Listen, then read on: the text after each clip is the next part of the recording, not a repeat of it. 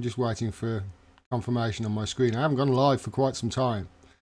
So I'm just waiting, making sure that I've reset everything up correctly.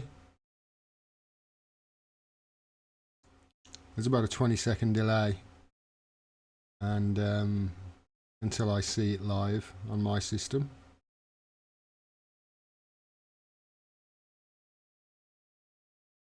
I hope you're all well. If you are listening to me, if you are seeing this. I've still got no confirmation.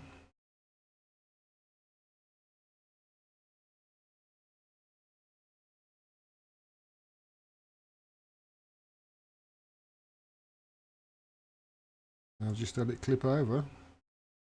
Oh, we are live on Twitter. I've still got no confirmation. We are live on Twitter. So that's one down. Is the... I'm just waiting for the YouTube one as well. Hi YouTube freak. Hi everyone. I'm assuming that I'm live since people are chatting. But it's not showing up that I'm live on YouTube. So just bear me a second. Hi everyone. Let me just make sure I am live on YouTube. I'm assuming that you can see me and you can see me on YouTube. But for some reason it's not updating on my system. Now live on your channel. Okay.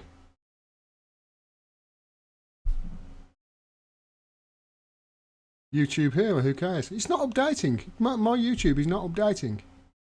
It's not saying that I'm live. It's still saying I'm 5 minutes away. It's really weird.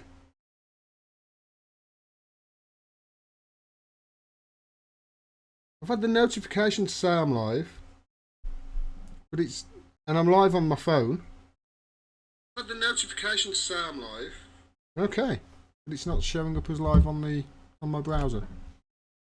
Hey ho! Hi everyone. I thought I'd go live a bit early because I didn't put my countdown on because my countdown's still got the old it hasn't got that logo on, and that was last year. This is this year's logo, if you like. Maybe, who knows? I'll change it and I'll alter it, and that'll be I think that'll be my logo going forward. I do like that. It's my eyes, by the way. That logo, my eyes. Looks like two little animals. No, you are not live, Space World, says minimum wage. Yeah, there's nothing I can do about the buffering, guys. There's nothing I can do about the buffering. That's not my issue. Everything is fine this end. That's an issue somewhere in the technological world, I suppose. It was set for 9, Liam. Yeah, I'm a few minutes early. Like I say, it's I haven't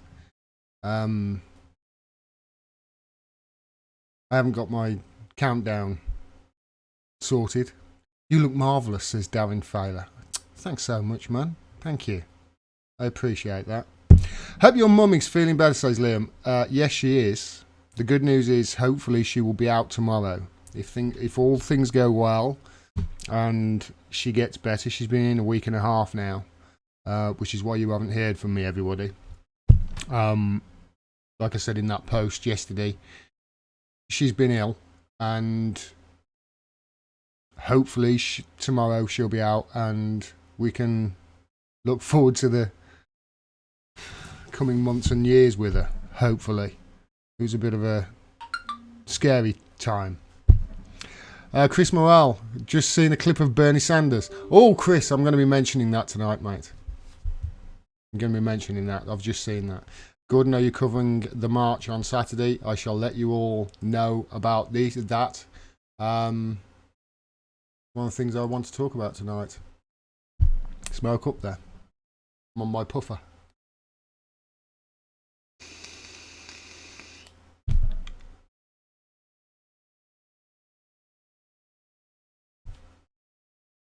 Don't do it. Quit if you can without it, but it helped me quit smoking. Helped me quit smoking tobacco anyway. After Q11 broke and said she couldn't comment on political cases and the extradition process doesn't cover political cases, JA should be released immediately, says Richard the Forky. I think that was a standard letter that was sent out. You might have seen that.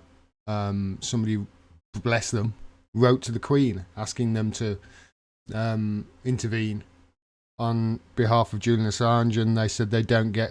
Somebody wrote back and said she doesn't get involved in political issues. That's a standard letter, but it can be used, I suppose, to help him. I've had good luck with smooth streams while dropping the quality to 480p. Yeah, that's what you're going to have to do. If you got buffering, it's not at my end. My end's fine. You just have to downgrade the quality. I tend to just put it on auto when I'm watching. And if there is any problem with buffering and whatever, it generally goes down to 480p, and it's certainly it's watchable. So, hi everyone. I need to update you on the Julian Assange trial that starts on Monday. This first part of it will be a week long. There was another second part of this trial which will be 3 weeks in May, I believe. But the first part of it is next week. It's split into two for timing issues. I have spoken to Tariq Haddad. I think I'm pronouncing his name right.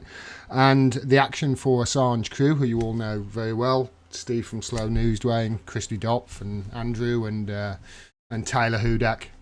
And they have informed me that they have an extensive live stream schedule planned for the next week.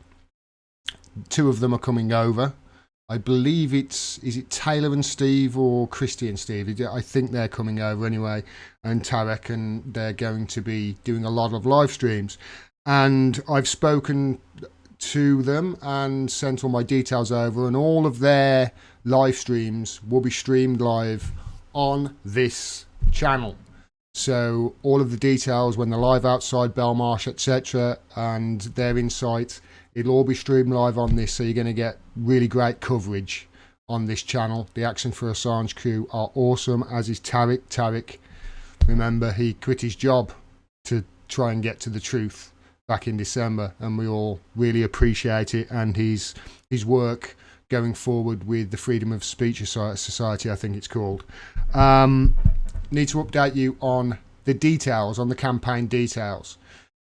Here they are. This is one of the emails that I've got today from the DEA campaign, the Defend Assange campaign. The official Don't Extradite Assange campaign is looking for volunteers. So if you're sitting at home, here's your chance to get involved and to help out with this important issue. They're looking for volunteers to help with placard making this Thursday, February the 20th at 7 p.m. If you're able to assist, please email office@don'textraditeassange.com. We'll be making placards at our office, the Greenhouse, Ethical Property, 244-254, Cambridge Heath Road, London. Thank you. And as you can see there's an event on Saturday on the February the 22nd, 11:30 at Australia House. They're going to march to Parliament Square. Roger Waters will be there, Chrissy Hine, Brian End, MIA, Loki, Video, Vivian Westwood, John Shipton will be there, Kristen Ranson, who is the WikiLeaks editor, and Tariq Ali, and of course Yanis Varoufakis. I think I'm pronouncing that right. I'm never any good on Greek names. So yeah, there you go. That is on Saturday, and if you can get involved in making the placards. And also, they need your help with the protest event on the 22nd of February. They're looking for volunteers. Again, if you are able to assist with the volunteering for that demonstration, for that protest event on Saturday, email office@don'textraditeassange.com. Just before I came on air, I had a bit of information about this. This is breaking news that you're getting from me right now. I literally just had this. John McDonnell is going to visit Julian Assange in Belmarsh Prison and hold a press conference tomorrow, the 20th of February. Shadow Chancellor John McDonnell is set to visit Julian Assange tomorrow, just days before the start of his extradition hearing. After weeks of battling with the Belmarsh authorities in order to be allowed to visit, McDonnell will be the first British MP to gain access to Julian Assange. Yes, other MPs have, or so far, the Australian one just the other day. John McDonnell has already led the public rally outside the Press Freedom and the case of Julian Assange in central London on 4th of February. His intervention comes in the week following Jeremy Corbyn's use of Prime Minister's questions, you may have seen that, to demand that Prime Minister Boris Johnson halt the extradition proceedings. Assange could face 175 years in jail if he is handed over to the US for his part in publishing the Iraq and Afghan war logs, which revealed the truth about those conflicts. I'll speak a bit more about that in a bit. John McDonnell will talk to the press after their 2-hour visit to Assange, 11 o'clock, and that is tomorrow as well. That's Belmarsh Prison Gates. If you can get down there, get down there. You know, put a camera in his face, ask a few questions, see how he answers them. That is happening tomorrow. There is something else I want to get to as well on that, because there's some more breaking news coming out, and that's some breaking news at the moment. It's not really news though, as far as I can tell, that's saying that Dana Rohrabacher, who was, I believe, a Republican Senate congressperson, visited Assange, and they're saying that Assange was offered a pardon in exchange for saying that Russia didn't hack the 2016 election. You didn't get the details from there. There's only one problem with this reporting, so far as I can see, in that he said this multiple times, that the source of the 2016 leaks was not a state actor. He said it wasn't Russia many times. So why they're saying that Trump offered him a pardon for saying it, I don't know. Although I have seen an update from the Daily Beast, who have issued a correction to say that no, actually he was offered a pardon to say that they were, or something like that. I don't know. It's all up in the air at the moment. But this is what he told Hannity a while ago.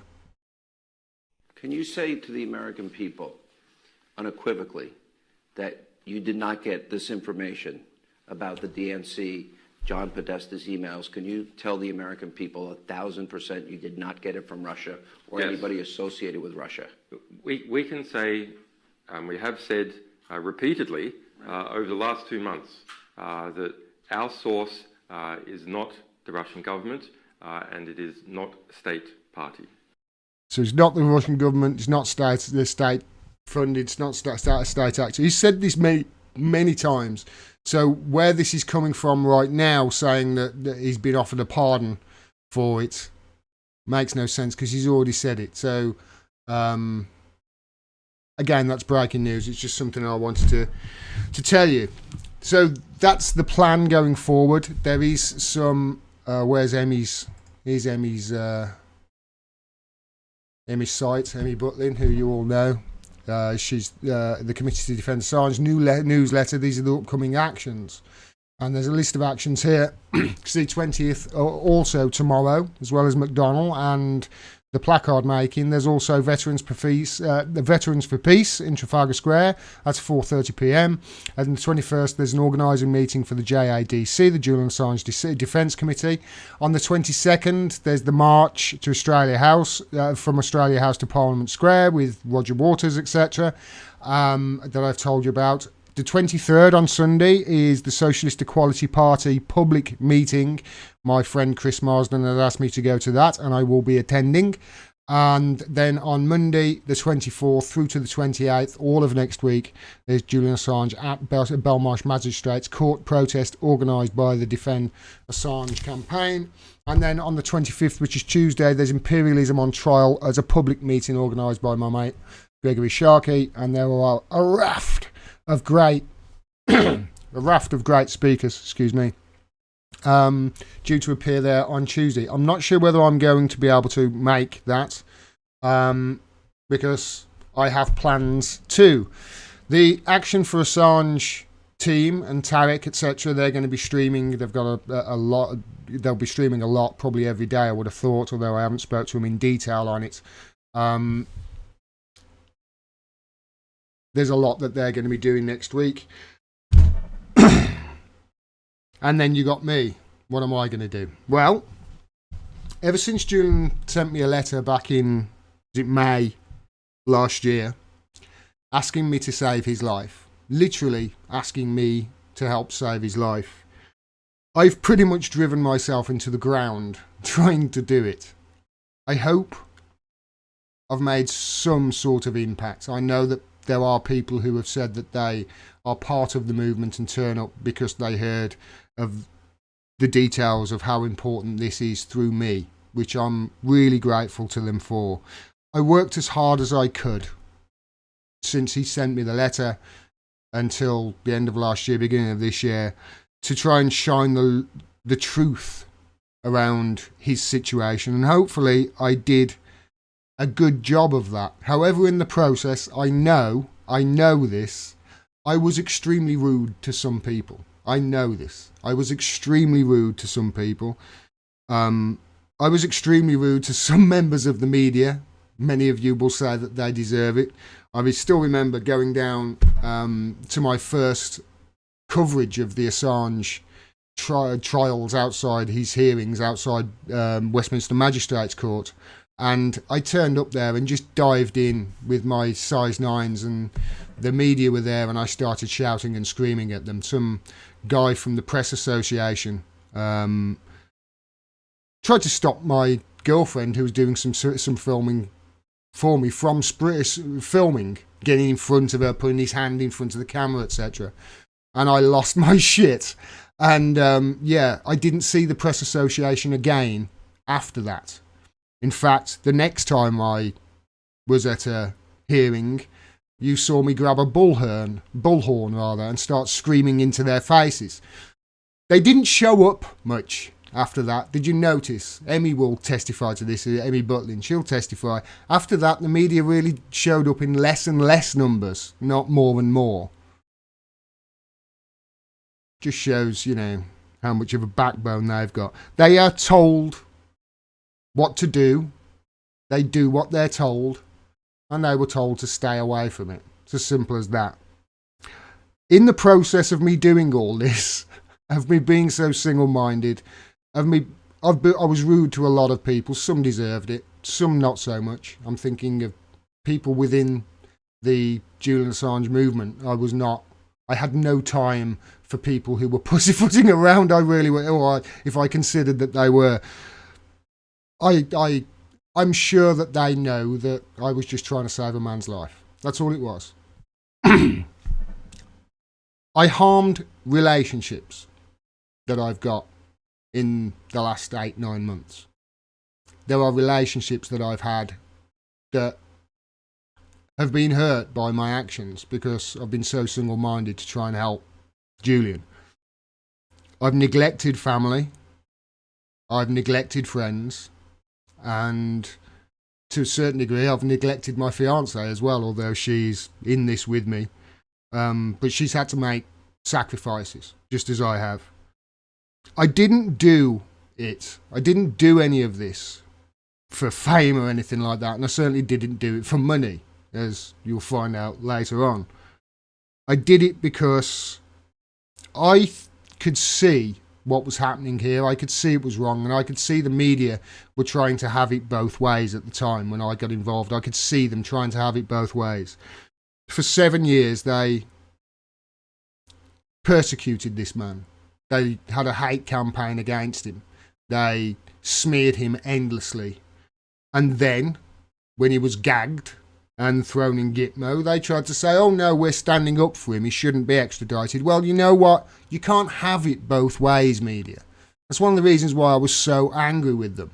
They were trying to have their cake and eat it. They profited from using WikiLeaks and Julian Assange's releases, and then when he was collectively persecuted and hounded into that embassy where he had to seek asylum, they launched a smear campaign against him and smeared him and made him out to be some sort of a sexual deviant. It was disgusting what they did. And now they're all going, oh, no, we oppose his extradition. You don't get to get it both ways. You idiots. I've never met Julian Assange. Never met him, never talked to him, apart from the letter I had from him. That's the only correspondence I've ever had with him.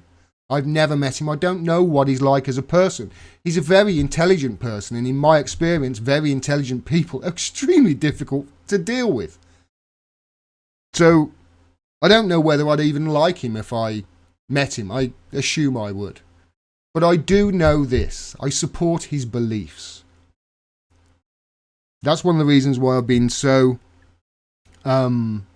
single-minded in what I've done since May last year. Because as far as I can see, what he stands for, his beliefs, they stand for democracy. There are 4 rules to journalism, as far as I can tell.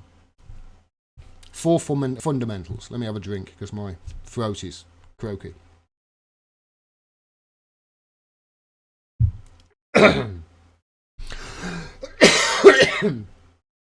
Excuse me. There are 4 fundamentals to journalism as far as I can see. You need to either gather information or be a source that information can be given to you. Then you have to make sure that that information, verify it's true. Then release it on a platform if it is in the public interest.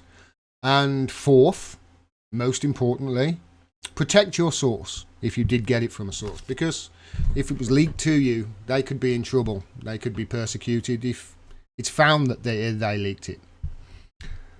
Julian Assange and WikiLeaks stand for a perfect 4th estate, if you ask me, because they have done those 4 things perfectly. They have transferred the fundamentals of journalism from the analog age to the digital era, and they've done it perfectly. We have a perfect digital 4th estate. For those of you who don't know, the 4th estate is a free press. What Julian Assange, therefore, to me stands for is a fundamental pillar of democracy. Because we don't have a 4th estate right now, it's fair to say. Our media is not it. Now, I tweeted a Winston Churchill tweet out earlier, and people lost their shit. Let me just get to it, because I want to show you this. I tweeted a Winston Churchill tweet out, and people lost their crap. Come on. So I should have really had this set up.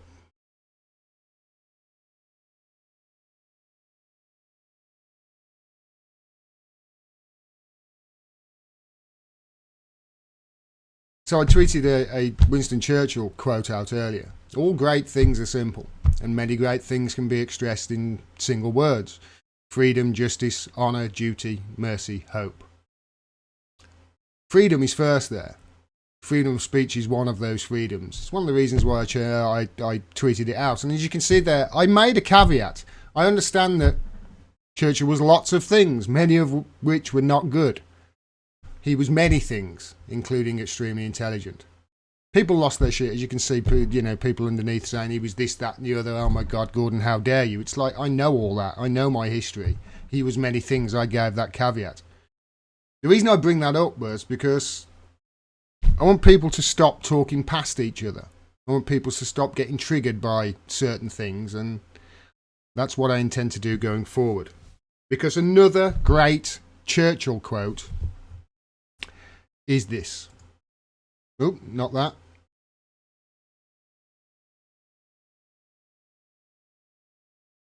Is this. It has been said that democracy is the worst form of government, except all the others that have been tried. Without a 4th estate, without a robust 4th estate, you don't have democracy. You don't have it. We've just had 4 years of people screaming, you know, we haven't got a democracy if we don't get Brexit. Well, this is even more important. With democracy comes rule of law. They're hand in hand, hand in glove. And here's the thing. I've had my eyes open for a while now, ever since 2016, hoovering up as much information as I possibly could to try and make sense of the world. And I did that basically since the Brexit vote, and then Donald Trump was voted in a few months afterwards. I realised something was fundamentally messed up if this was happening. As a result of me sort of diving headfirst into this quest for information over the last 4 years, I know a massive amount of information, not just on what's going on in the world right now, but also I've learned history as well, because I think you need to learn history, study history to learn not just the problems that we've got at the moment, but where we've gone wrong in the past, and to not repeat those mistakes. What I have learned in the past 4 years, and I know it's going to sound obvious to some people, but I'm just going to say it, but what I've learned is we don't have a democracy. We don't have it. Not even close. It really isn't. If you look at last year, I was going to do my end of year review, and I thought it's a waste of time. It'll be about 4 hours long, Rich people in this country, and especially in America, you look at what Bloomberg is doing now, but rich people in this country can basically get any result they want from an election. Anything, any they want. If you look at 2019, you look at December, they just got the working class to vote for an authoritarian right-wing government and hate a lifelong anti-racist because of him being racist. According to the media, Jeremy Corbyn, who's a lifelong anti-racist, they've managed to get millions of people to believe that he's racist because they are uninformed. The way they do it. Jeremy Corbyn should have been the Prime Minister of this country. If we had a democracy, he would be. Right now, he'd be the Prime Minister if we had a democracy, but we don't. We don't have it. What we have is a diseased mass media. And that's one of the main reasons why we don't have a democracy. It's a diseased, corrupt mass media that has abdicated its duties to the fourth estate. I've covered it, hundreds of videos. They're really awful. They've covered up for corruption in the media. They've covered up for rape. They've covered up for paedophilia. They've covered up for the powerful committing heinous crimes, of which if you or I committed, we'd probably end up dead, let alone in prison. But they get away with it scot-free, and the media cover up for it. Instead of holding power to account, our old media have not only helped cover up for the elite's crimes, but in many cases aided and abetted it. I have nothing but disdain and contempt for the people in our media. The BBC especially, and The Guardian. Those two more than ever. More than any. Because they're meant to be the ones that you trust the most. Yet they're the ones that have, over the last 4 years, I think, pushed the worst lies. They have destroyed their own profession, is what they've done. They've certainly destroyed trust in their own profession. Instead of shining a light on the truth, they've attempted to kill it. That's what they've done over the last 4 years especially, but they've been like that all of my life. And as for our politicians, well, I don't see how either political party recovers from this going forward, but I suppose that's been said many times in the past. They're an embarrassment, they really are. All of the MPs down there are embarrassment. The only one that really did stand up last year was Chris Williamson, and we know what happened to him. He was booted out unceremoniously. You remember his early day motion, of which I tried to convince you guys to help with, and many of you did. I ended up getting 25, 30 responses through you from MPs stating what they thought was the case with regards to Julian Assange, and lo and behold, about 20 of those 25 were associating him with rape in Sweden. Many of those were Labour politicians, the supposed opposition in the United Kingdom. It's pathetic. They are not even educated on what I believe to be the biggest threat to press freedom in the history of ever. They were trying to say it was something to do with rape. That's what our politicians, that's how uninformed they are, how uneducated they are. But if they're getting the information from The Guardian and the BBC, is it any wonder that they are uneducated and uninformed like I showed? The Labour Party especially, I had about 20 letters from them. None of them knew what was going on. You know, I think Mark Blythe might have been right. Again, all along. I heard him about 18 months ago. He said, I think, you know, Jeremy Corbyn's nothing but crisis management for a dying Labour Party. And he almost, when you look at it, it's like, it does look like that. You know, it's like, politically, all he could do for 4 years was just stay there. That's all he could do. He couldn't do anything because he didn't have the support of the PLP, but all he could do was stay there because he knew he had the support of the people. So he stayed there and just watched it all crumble around him. It's just almost as if that's the only thing he could do. And if that's all he could do, great. But I don't know his reasons for doing what he did. I think Jeremy Corbyn is fundamentally a decent man. And hopefully me screaming at him on Twitter certain things will remind him that people are watching what they're doing. John McDonnell's turning up tomorrow, finally. They've finally got their act in gear. I wish it was a year ago. I wish it was 8 years ago, to be honest, when he first sought asylum in that Ecuadorian embassy. Their silence was deafening. This has gone on for a decade. This is not just the last year, remember. So hopefully they'll do something over the coming weeks. But I'm not a politician. I'm not a politician, and I don't understand politics. That's clear. I don't understand what's going on there. You guys, I'm sure, loved Game of Thrones up until the last few episodes, like I did, or at least that's what's the case with me. I think it was rushed. The Tories, Labour, these politicians, they all want to jump on the wheel. Labour, 4 years later, Tory, Labour, they want to jump on the wheel. I'm like Daenerys Targaryen. I want to smash the wheel to pieces because it isn't working. It's plain to see it's not working.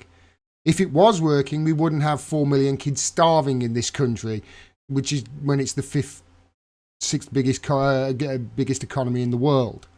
It's not working. You can see in California, it's not working over there either, with all the homeless tents, etc. I want to smash that will to pieces. I've got no political acumen whatsoever. None. What I do enjoy doing now, and I think at least the feedback I've got from them so far, is talking to people. My interviews has gone down very well. So I'm going to be doing lots and lots more of those. I've already got some scheduled into March, I think. So there's more, and there's hopefully going to be more next week. I'm going to be down in London for the Assange thing, but I'm going to be hopefully interviewing the important people and trying to do it in a long form interview as well. So I've got my work cut out for me there. That's what I will be doing, because this really is a fight for democracy. And I really, if you can get involved, if you can, please do. It really is important. I've been saying it all along that I believe the fate of humanity is at stake here. Because if we lose the truth, if we give these unelected bastards power to rewrite history, if we give the keys of history to the CIA and MI5 and MI6, and we don't have any real media, we won't know what happened. We won't know.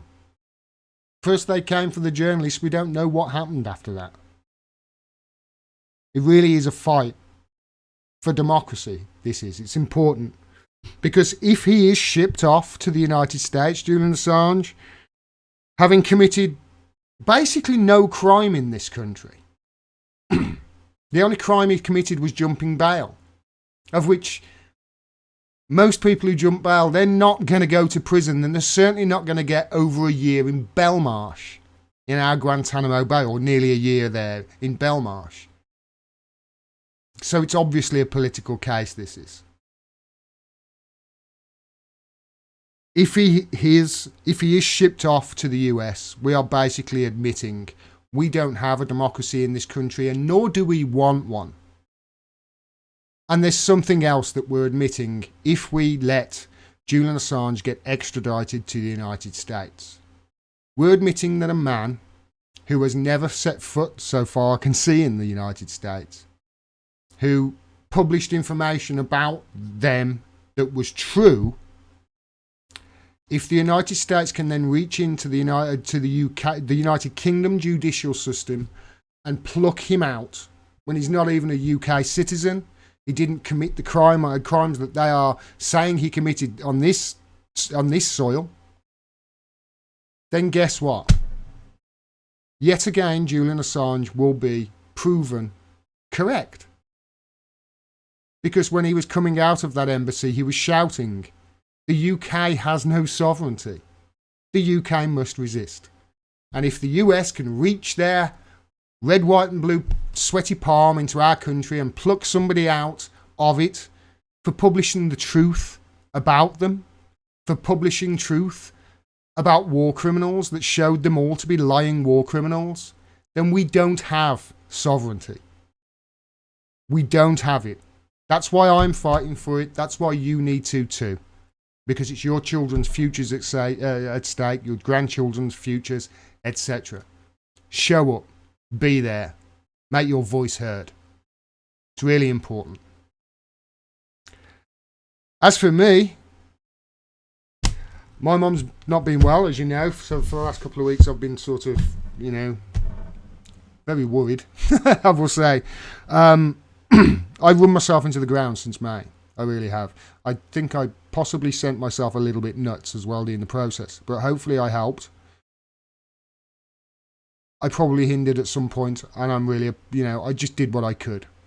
I didn't want to I didn't want the fear of making a mistake to stop me from trying to help, if that makes sense.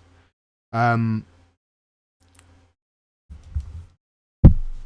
certainly didn't do anything that helped me financially. I'm just going to log into my bank account and let you know how much I've got. £3.58. That's how much I've got in my bank account. £3.58, and I think I've probably got about 20 quid in PayPal.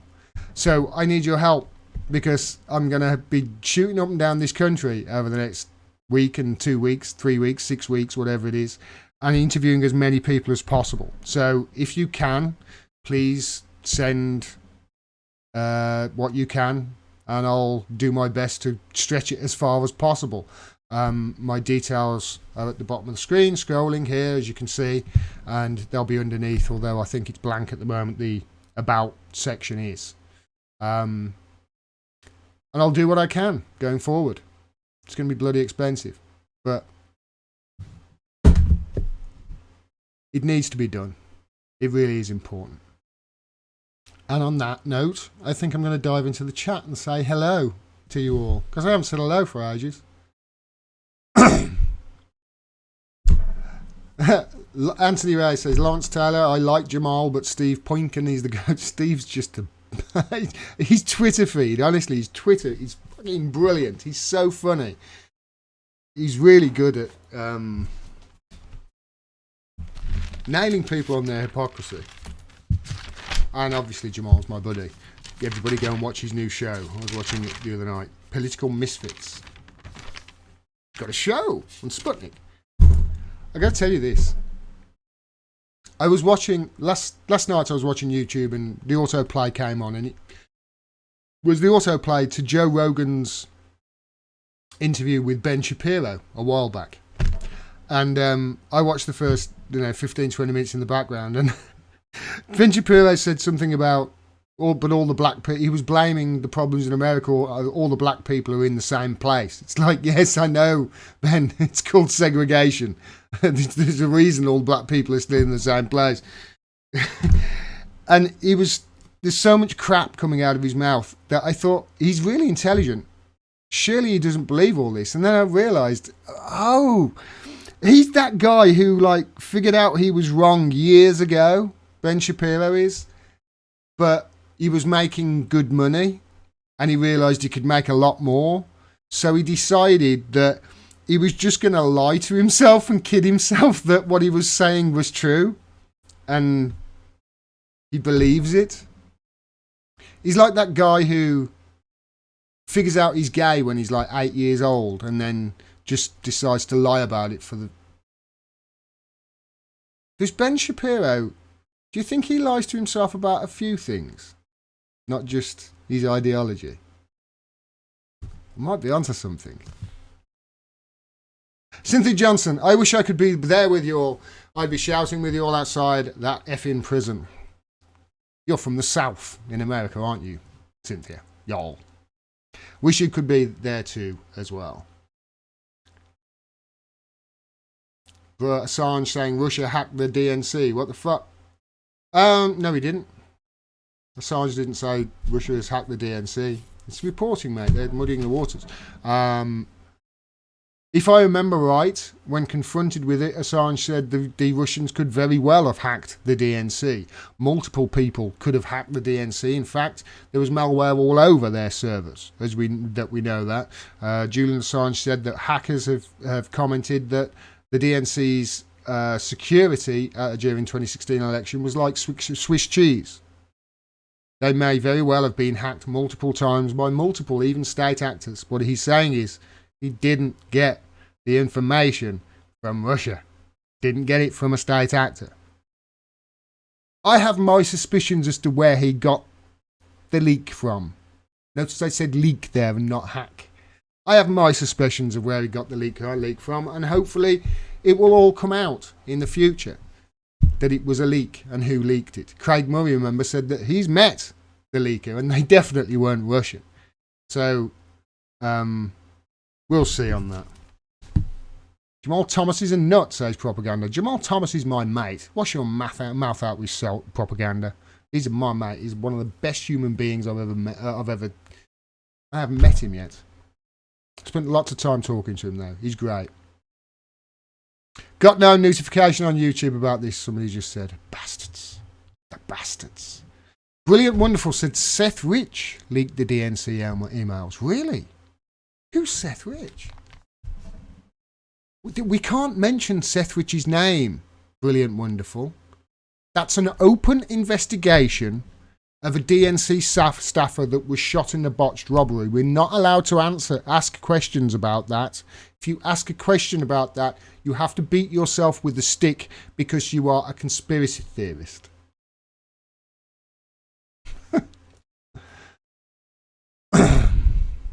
Bill Binney believes Russia likely did not hack the DNC. There you go, Luca. Bill Binney believes Russia likely did not. I don't know. They might have. They might not have. I don't know. There's so much going on at the moment, and they don't know. They don't know for sure. I think who hacked it. I think plenty of people did, and Russia probably did get the details or whatever. But WikiLeaks had released it, so it doesn't matter.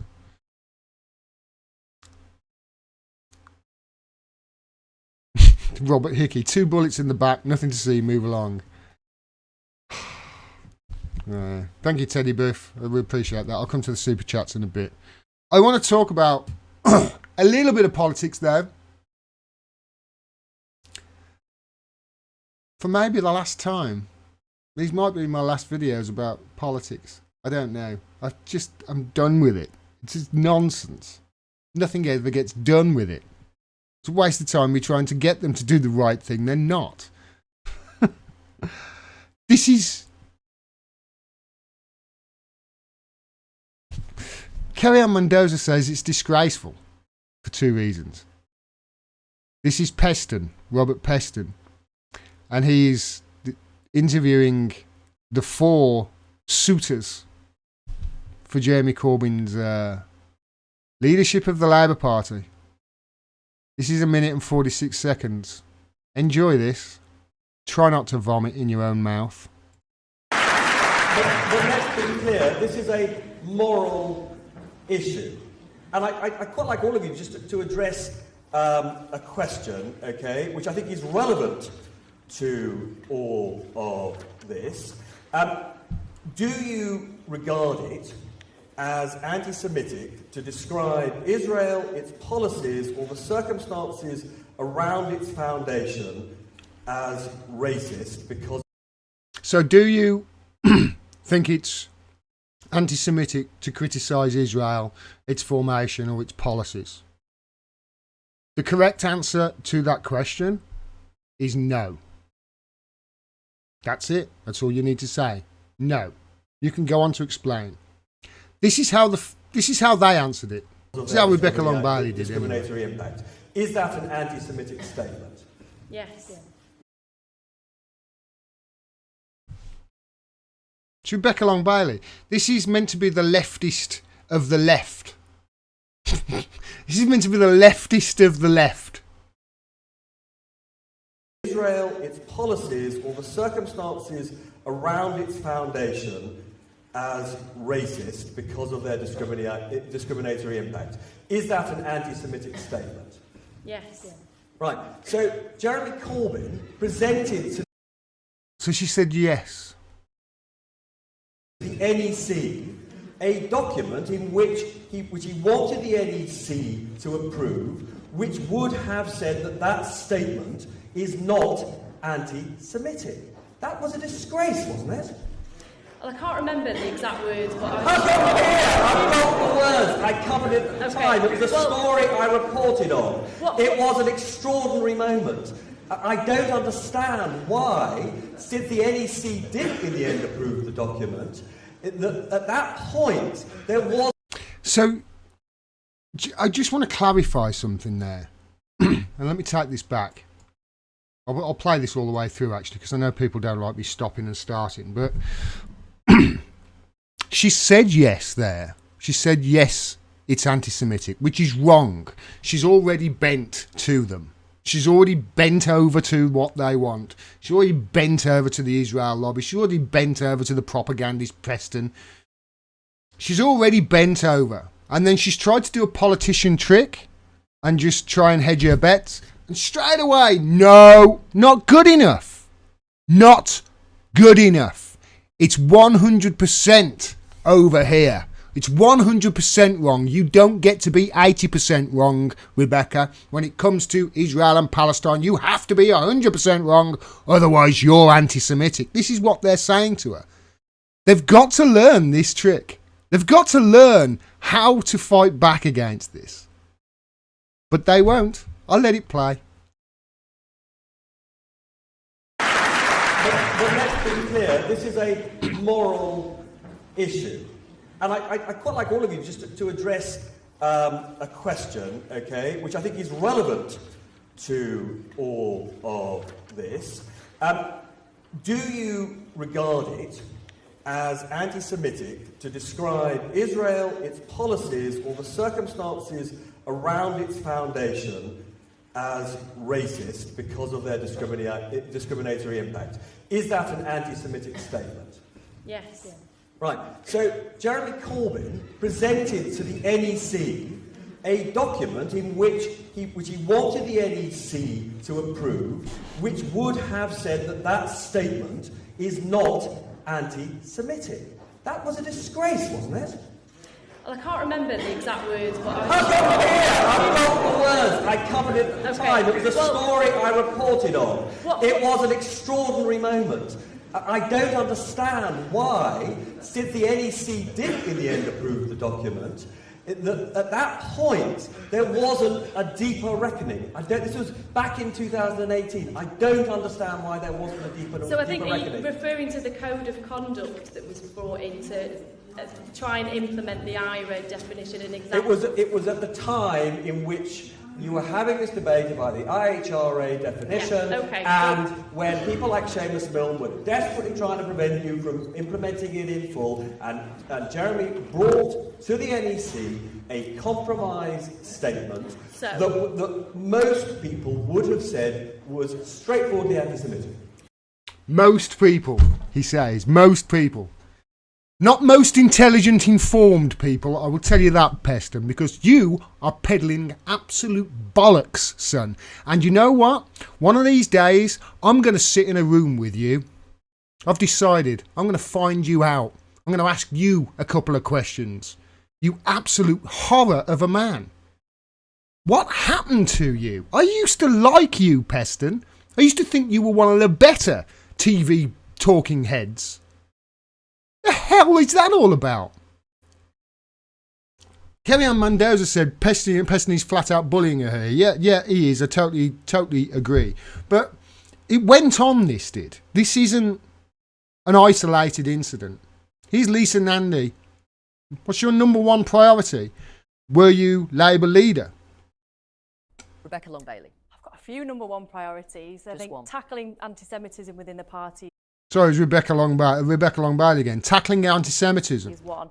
And the second priority is developing a policy programme that's transformational, building on the green industrial revolution, democratising our communities and our party. Emily Thornberry, number one priority. Number one priority as leader of the Labour Party in opposition is to make sure that we are united, that we're on the front foot and that we're fighting back. And as if you were to become leader and win the next election as Prime Minister, number one priority?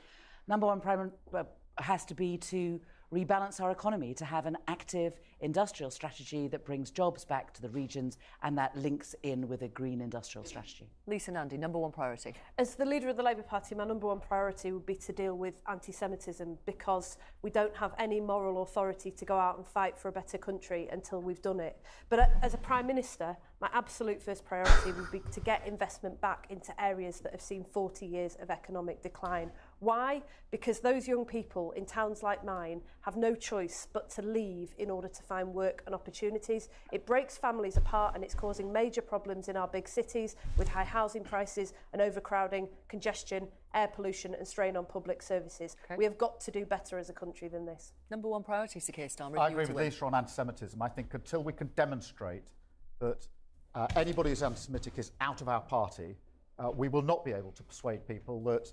So the number one, I won't play any more of that because it's pissing me off, but the number one anti-Semitism, for number one priority for 3 of the 4 people going for Labour leadership are tackling anti-Semitism. When it is far less, the statistics back this up, that the racism in the Tory party is far more than anti-Semitism in the Labour Party. Those are statistics. I spoke to Chris Williamson. He'll tell you he spent 40 years and he hardly ever didn't come across it at all. So something's amiss here, you know? And this is the opposition going along with it. I will never apologise for standing up for the rights of Palestinians. This is Rebecca Long-Bailey again on Twitter. I will never apologise for standing up for the rights of Palestinians. I said this. You're standing up for the rights of Palestinians? Weren't you telling Peston the other day that criticism of Israel is racist? Please go tell that to a Palestinian, then tell them you're standing up for their rights. You'll deservedly get hit with a shoe. The hypocrisy of these people is incredible.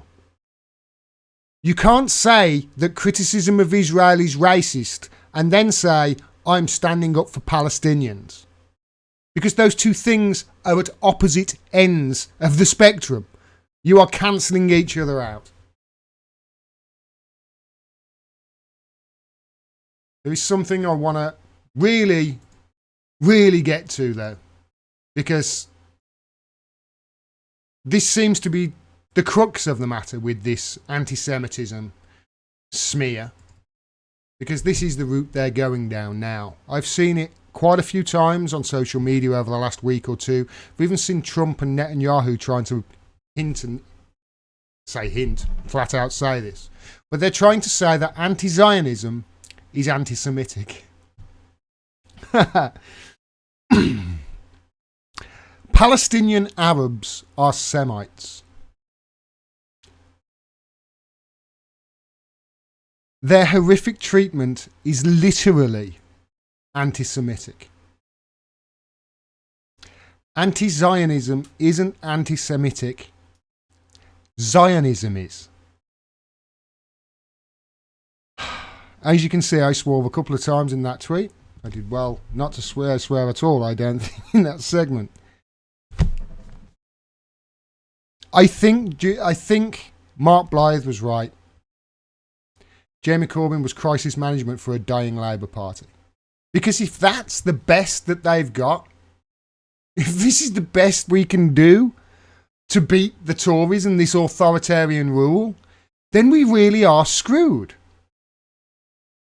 If you would like the ridiculousness to see how far down, I mean, they've gone so far past the line now, Labour have, into the ridiculous. The line is, it's a dot to them.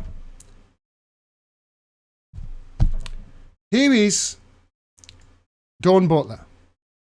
Listen to this. Because biological, look, when a child is born, they are identified and observed in a particular sex. A child is born without sex.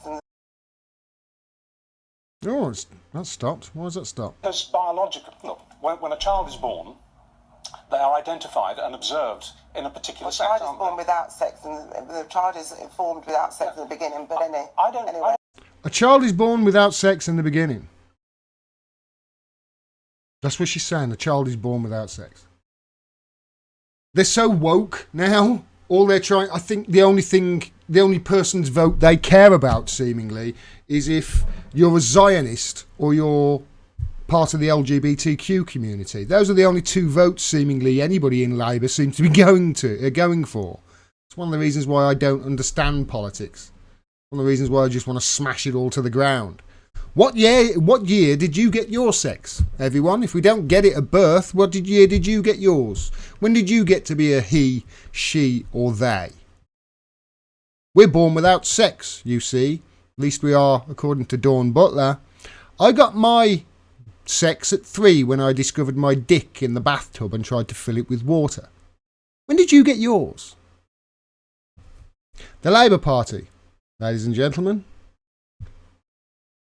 The opposition to Boris Johnson.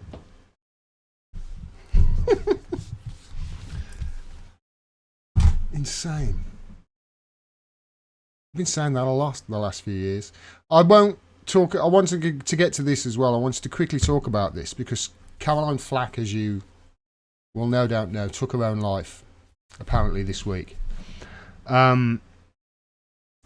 If you don't know the story, it apparently, allegedly, she attacked her boyfriend with a lamp. They got in a fight. He didn't want to press charges, but the police have pressed charges. I mean, if she's hit him with a lamp, then I don't think the police have got any option. But the media circus around it and the media interest was disgusting. The Sun ran one article I saw. I might have it here. You can see here, it actually says, you know, the Sun ran this article, brutal Caroline Flack, Valentine's Gar, mocks trouble scar with, I think it was it, I lamp you to death or something like that, that was. You know, it's a card, if you saw it in the story, for funny, but the Sun have run an article on it. I mean, that was just before, the day before she died, the day before she took her own life. And then they know it was bad. They know that they're piling on. They know that they're causing mental anguish here. They took it down after she killed herself. They know. And then you've got the Mirror. 23 stories since the news broke. Still attacking the poor woman. 23 in the hours after she killed herself. They not only, I think, drove her, the media, they certainly have some blame, I think, with how they've hounded not just her, but other people in the public eye as well who didn't deserve it. But then they're profiting from her misery, and then after she's killed herself, they profit from her death as well. This is why it's time for that old, archaic dinosaur media to die. They're not your friend. We need to replace it with a new one if we are to have a democracy going forward. Obviously, that will depend on whether we extradite Julian Assange or not, because if we do extradite him to America, we're just admitting that we haven't got one. We're not just admitting it, we're basically saying, yeah, we ain't bothered. Action for Assange agenda from, this is Slow News Day, 12 o'clock, March 24th, the march for the Trump White House to the Trump Tower. Protest outside the buildings of the mainstream media on Tuesday, the 25th. Protest the detention centre incarcerating Chelsea Manning and Jeremy Hammond. That's obviously over in America. Protest outside Capitol Hill and Supreme Court. Again, that's America. And the bottom one, that's on the Thursday. And then the bottom one, let me take my image away. March from the White House to Trump Tower to the Trump Tower. All of these things are going on next week. Get involved. I'm going to go and have a look at my super chats now, because I think I saw one come through. Hi everybody, let's... Antidepressants didn't help either, says TX Fight. You know what, this is something that needs more investigation. It's not just the antidepressants. A lot of people who take their own lives, a lot of people who are involved, a lot of terrorism, a lot of people who, shoot up schools in America, a lot of terrorists over here and whatever. Antidepressants, opioids, that sort of thing, an overwhelming amount of them are. And this is something that really needs looking at. I know Peter Hitchens talks about that a lot. Oh, thank you, Cynthia. Thank you, Gordon, for all you do. Love you guys, says Cynthia Johnson. We love you too.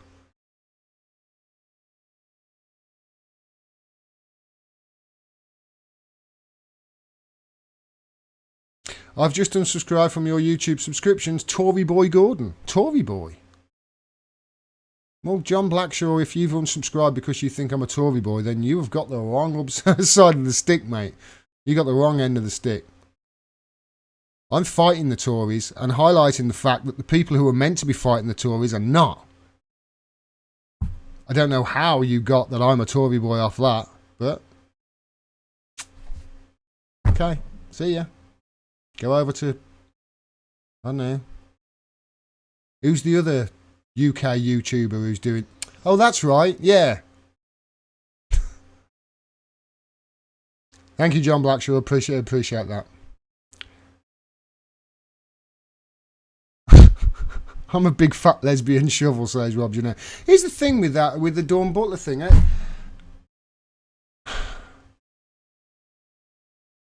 I don't care if people identify as a lamppost. I really don't. And ask me to say to me, can you refer to me as Lampy, please? I don't. I'll call people whatever they want. Often I call them a derogatory term, especially if I'm friends with them. But then I get that you're fighting for your rights. People are fighting for their rights, and they feel that they've been held back and repressed, and etc. I get that, and I, look back on my channel. I've been a champion, I think, for the LGBTQ cause and trying to get to the science of things, and to say no, this is right and that's right. Here's the problem with activists and politicians who are saying these ridiculous things. It's fine you fighting for your rights. I'll stand there shoulder to shoulder with you and fight with you for them. But as soon as you start asking for rights that infringe on mine, then we've got a problem. As soon as you start asking for rights which infringe on my rights of free speech, for instance, then we've got a problem. And this is not just with the LGBTQ community. This is with any issue where if you're infringing on my rights of free speech, we've got a problem. Look no further than the thing I've just done on Israel. They're infringing on my rights to free speech here. That's one of the reasons why I'm so pissed off at it.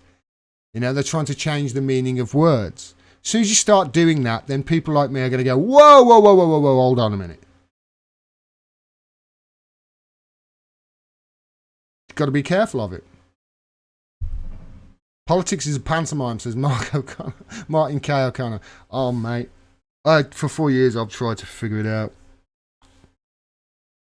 It's politics blah blah, as Al Murray would say. It's politics blah blah. I honestly, if I was a politician down there in the House of Commons, I wouldn't last 5 minutes. I would have punched somebody within my first week. I'm sure I would. I would have punched somebody just because, you know, they'll look you in the face and lie to you. It's politics, they say. It's like in business, you know, when a businessman screws you and then says it's not personal, it's just business. No, it's not personal to you, motherfucker. It's personal to me, though. You know, it's like that with politics. They'll smile at you and lie and just politics. No, that's one of the reasons why I want to smash the whole thing to the ground and start again. Because, you know, I won't say it's broken, because it's not. Nelly over in America and that singing, Nelly, I forgot her name now. She says it's not broken, it's fixed. That's what the system isn't broken, it's fixed. We need to unfix it.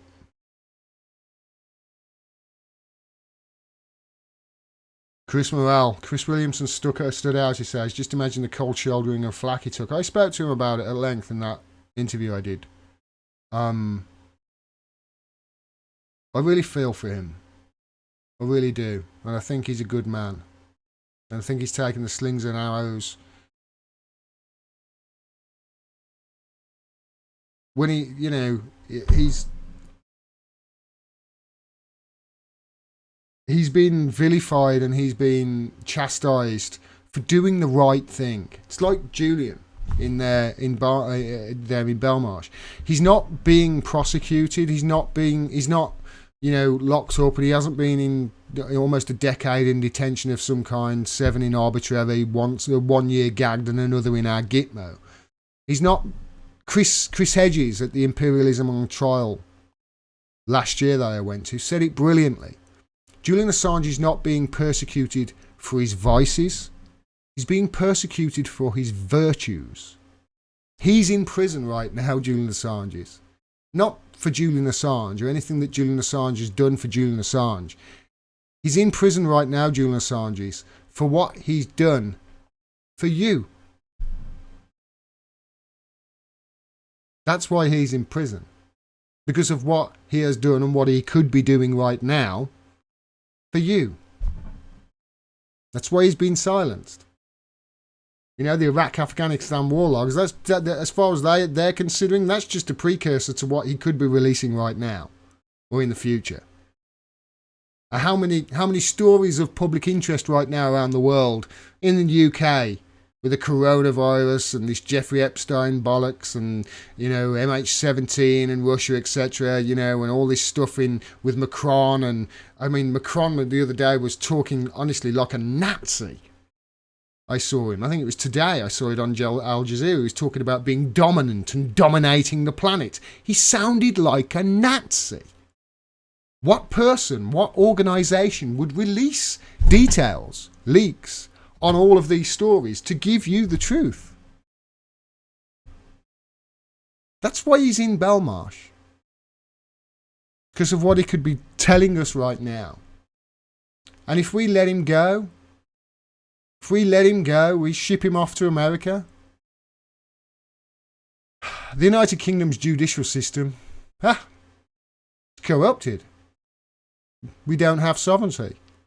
He'll have been right again.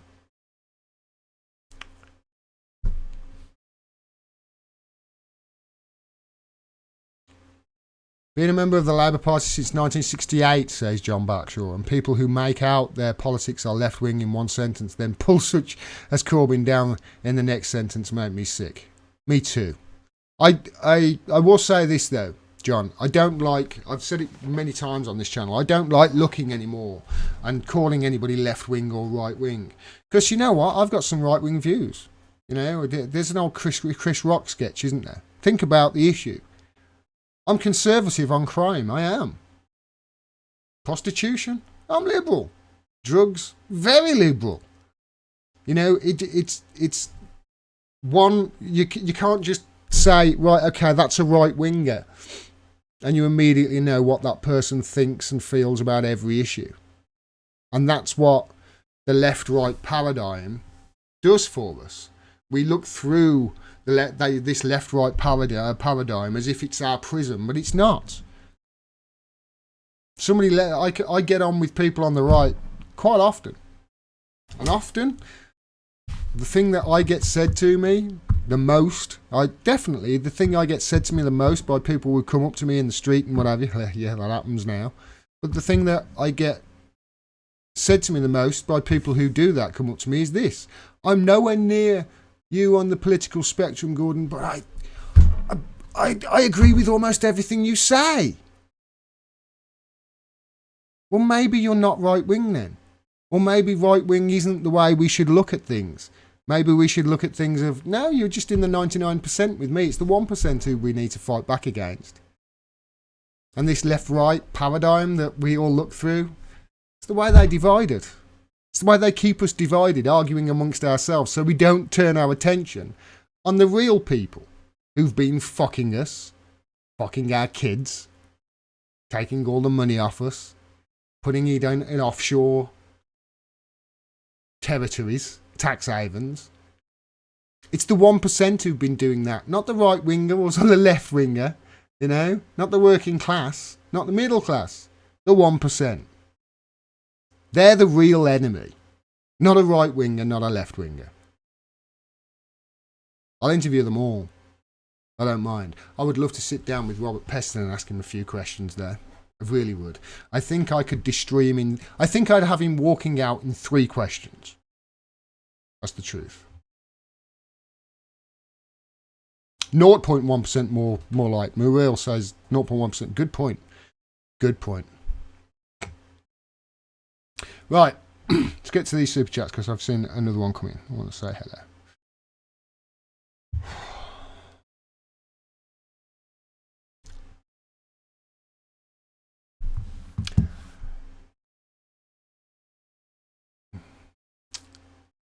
Where are we? We are on the 19th of February, aren't we? 19th of February. Triana Be Fine, thank you very much. $5 in the super chat. Can they do anything about this corrupt judge? I don't know whether it's a corrupt judge. I wouldn't go that far. Triana Be Fine. Judge Baraitser, I think you're talking about, who is the judge overseeing matters at the Magistrates Court. Her husband, I believe, worked at Haycourt, which is worked at one of the defence contractors who has been mentioned in WikiLeaks. So I don't know whether she's a corrupt judge or whether she's just, one of these judges that's married to people, etc., who are way up there. I wouldn't go as far as his corrupt. She's a lower judge there. That's the thing. She's only a magistrate. I fully expect this magistrate's court to just do whatever it's told, It won't be until it goes to a higher court that really the crux of this comes out. Although we don't know. WikiLeaks are saying we'll find out more about what happened with regards to this attempt to offer Julian a pardon to, by the look of it, lie. Can they do anything about this corrupt judge? I think no. Trying to be fine. I think this has been set in motion. But highlighting the conflicts of interest as the Daily Maverick has, Mark Kennard and Mark Curtis, who I'm hoping I've got to get in touch with. Hopefully that will be enough to just shine a light on it and say, look how deep this goes. I don't think so, is the answer. But a lot of people have tried and shone a light on it, and I'm really thankful for that. Lawrence Taylor. Hi, Lawrence. How's old Switzerland, mate? Gordon, I had a small windfall, but take care of your mum. And mercy for everything you are doing. I'm glad you had a windfall, mate. I really am. Thank you very much. Merci beaucoup. I know it's beaucoup, but I pronounce the P. Merci beaucoup. All right. That's how we say it in the Midlands. Teddy Booth says, Euro $5. Thanks very much. Oh, Christopher Dobby, sorry. Australia, $2. Yeah, read the recent Independent piece, Pure Mud. I will do, mate. Thanks very much. Although I don't read much mainstream news anymore. Honestly, I've pretty much checked out of it. I just see what I see in my Twitter feed. Teddy Booth, I appreciate you reporting. Thanks very much. Euro, five euros in super chat. Thank you. And who cares? Hi, mate. How are you? Who cares? You care, don't you? You care. Yes, you do. All the best to your family, Gordon. I'd like to know. Have you seen The Joker? Yeah, I've seen The Joker. And I loved it. I really did. I loved it. It's it highlights the problems that we have. Often, for instance, the terrorist attacks. The terrorist attacks on London Bridge with the knives, etc., and these guys with the knives. And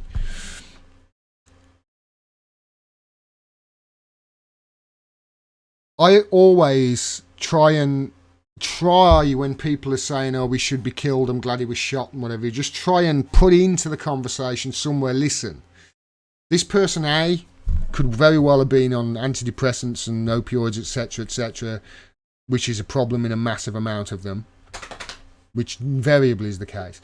But B, this person who's been radicalised, through their eyes, it makes sense to them what they're doing. It's not like this is a crazy person who's gone mad. Radicalisation is a big thing. The Saudis have been doing it for decades, You've got to imagine that there's a person, there they've only ever heard one side of the story, and they aren't privy to certain facts and certain information. If all you show them is one side of the story and one side of the British Empire and look at what it's done to them, look, you can really radicalise somebody quick. Information is fucking dangerous, especially if you give information one way and one way only and not the other half. Just look at the media's reporting on Julian Assange for the last decade and you'll see what I mean. They do that as well. We don't do it to them, obviously, but other countries who are fighting against us and think that we often have been terrible towards them, they've got a point. So movies like The Joker, who cares? Come back to your point. Yeah, I've seen it. But movies like The Joker, it showed that. It showed somebody who it felt as if he had nothing that he could do. It felt as if he was nothing he could fight back. He felt like he had no other option than to turn into this thing. And it was like, this is what you did to me. And you saw it. You almost felt for him, this guy. You felt bad for him. And he's the Joker. He's the protagonist, remember. He's meant to be the evil guy. You felt for him. And that movie, I really did appreciate it because it shows that. I mean,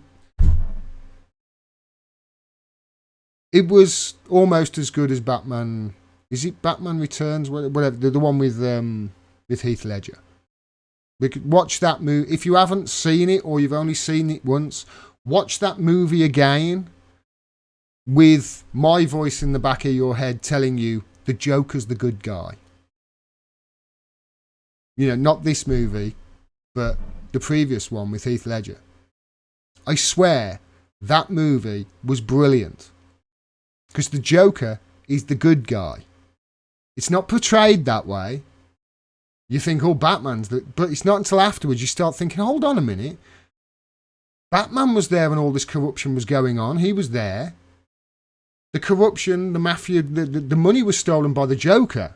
It wasn't, it was the Joker coming in that cleaned up Gotham. It wasn't Batman. Batman was always, getting in the way of it in that movie. I love movies like that. Because one of the things that I try and do on this channel is give you the truth. And I explained this to... Sorry, my thing is just updating. I explained this to Garland Nixon in our talk. If you imagine a big pie as the truth, there's a pie chart there, round pie chart. That's the truth. And if you look at WikiLeaks, what they generally do is publish all the information. There you go. That's the whole truth, all the truth, nothing but the truth. There you go. You make your own judgments on it. This is what we think. And they publish it all. That's the whole truth. But if you say that's the whole truth and you only take a little sliver of information and present that information to people, you can pretty much have that story and that topic. You can make it look any way you want to if you take a selective piece of information. That's what they do. So what I try to do is give you all of the information, and what I'm going to try and do more and more going forward is give you more of the information. And sometimes it's information that, and sometimes they're inconvenient facts. They're inconvenient truths. They're scary. They're still true. You can stick your head in the sand and say la la la la la all you like. They're still true. If you get facts from Russia, is it disinformation? The media will tell you it is, but if it's a facts, they're still facts, no matter where they come from, even if they did come from Russia or Israel or whatever is your perceived enemy. Saudi Arabia or America or whatever. They're still facts, no matter where they come from. Going forward, I'm hoping I'm going to be able to give you more of the bigger picture and more. I'm going to talk to some bloody experts. That's what I'm going to do. Talk to some people who really know their shit. And I hope you support me going forward. It's not going to be cheap. I'm going to have to run up and down the country doing it. And hi, Joe. Sorry I'm late, G. Love to your mum. I will. I'll send her. Hopefully, I hope she's coming out tomorrow. If we can get the. She was at 5, now she's at 1. If we can get us to 0, I won't tell you what that means, but it's 2. We can get us to 0 and she'll be out tomorrow. Hopefully. Fingers crossed. I am Russian propaganda, says RSFO. Apparently, so am I. Because I'm publishing the truth. It's Russian propaganda, apparently. Right, that's it. Chris Morell has just sent a super chat in. £2 GBP. Thank you very much. Thanks, Gordon. Appreciate your sincerity. You're awesome. Thanks very much, Chris Morell. Thank you to everybody who's supported me over these past 9 months, especially since Julian sent me that letter. I really have worked as hard as I could. You know, I look back and I wish I'd have done certain things different, and I wish I'd have done other things. I wish I'd have been more confident earlier on. I wish I'd have spoken to more people. I wish I'd have, been more outgoing and upfront with people when in real life. But I was introverted. I'm not anymore. Being in front of a camera tends to bring yourself out of yourself, if you know what I mean. But I think I did what I could to try and help him. I'll carry on doing that, but me being down there screaming and shouting, I don't think is going to do any good at the moment. Calmer heads are needed, and action for Assange will get you the 411 of what's going on outside those prison walls. No doubt I'll be down there. I'll make an appearance and show my face and shout and scream and whatever with the rest of you. But I'm going to be interviewing people who have been following this and other incredibly important stories that are around in the next 5-6 weeks. You're doing great, says Muriel. Thank you. Good luck, good health, good weather, Gordon. Thank you very much, says Rob Janot. Thank you, thank you, thank you. Why aren't we storming the Bastille, says Lawrence Taylor? Because the Bastille is in France and the yellow vests are doing it, mate. Vive la France. Vive la Gilets jaunes. Take Eel, $9.99 in the super chat. Thank you very much. Would Julian be safe even in Australia? They just get the rest of that comment. They apparently have a looser extradition treaty with us, with the US. Sorry. Well, they say, don't they, that this parliament is the parliament of all parliaments and the law system is the greatest in the world. So we'll see. I don't know whether he'd be safe even in Australia at the moment. I don't think he'd be safe anywhere. I certainly don't think he's going to be safe in general population in Belmarsh with all the rapists and murderers and terrorists in there. He's not safe in there, that's for sure. But I suppose if you actually look at Great Britain at the moment and you look at how many people are probably trying to kill Julian Assange if he was let out, then he's in the safest place. But obviously solitary confinement is psychological torture, as we know, and the British state, they're going to have a lot of questions to answer if they do extradite him. Yeah, I certainly don't think he would be safe in Australia either, mate. This is going to happen over the next few months, and we need to fight as hard as we can to make sure that he doesn't go. Wait, Gordon, the criminals got him out of solitary. I don't know, Rob. So the thing is, there's conflicting reports with regards to that. Yanis Varoufakis called him, and he said he's still spending 22, 23 hours in solitary, apparently. But like I say, do you really want him out in general population with terrorists and murderers, etc., in there?